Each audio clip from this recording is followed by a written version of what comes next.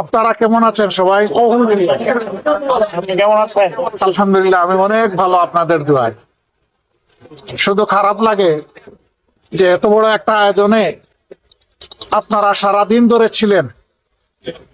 আমি জাতির জন্য আমার মনের কথাগুলো স্বাভাবিকভাবে তুলে ধরতে পারিনি, এটা আল্লাহর ইচ্ছা। কিন্তু এরপরেও শেষমেশ দুই একটা কথা বলার চেষ্টা করেছি। আগামীতে ইনশাল্লাহ আরো সুযোগ আসবে, আরো কথা বলা যাবে ইনশাআল্লাহ। আপনাদের মাধ্যমে।